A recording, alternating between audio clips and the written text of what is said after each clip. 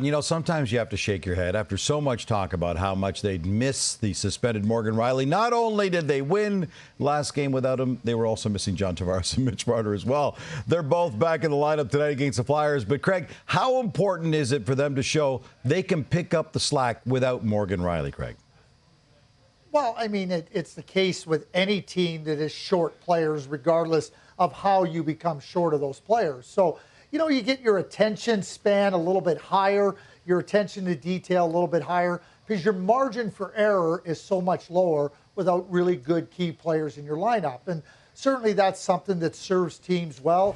Players now are in a heightened sense of awareness when they're out on the ice. And certainly Tuesday versus the St. Louis Blues was a really good example of exactly that. And that was without Tavares and Marner and Rielly.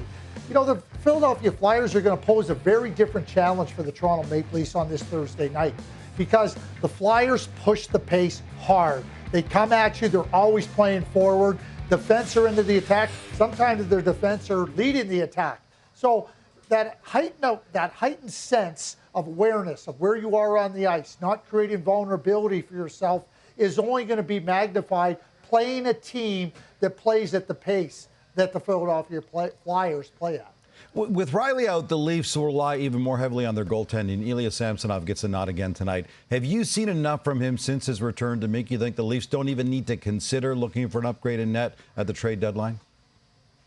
What I would say to you, Gino, is that Joseph Woll, hopefully he comes back and he gets himself into a space where he's healthy and able to perform at the level that he's been able to do so for the Toronto Maple Leafs. As it is for Ilya Samsonov, listen, prior to him being sent to the minors, he hadn't had a good year. But before that, he was a really good goaltender. I think he's returned to form. And sometimes, you know, you can get disappointed about where players are with respect to their productivity and their performance level.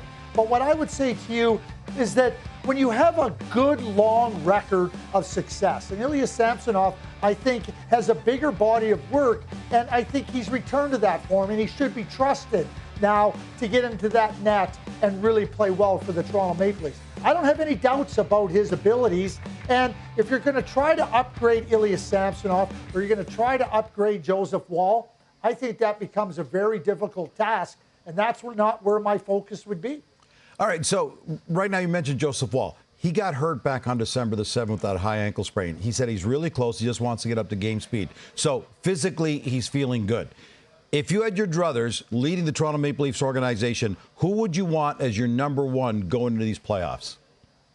I don't need a number one. I need two goaltenders that are playing really, really well. The league has become a tandem goaltender league, Gino.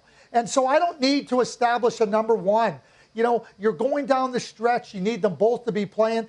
The Toronto Maple Leafs are in a dogfight for the playoffs. They need both goaltenders to be at their very best to give them every opportunity to win games because that's where they find themselves. They have a tandem goaltending operation, not a number one. I don't need a number one. It may change from game to game if they are in the playoffs.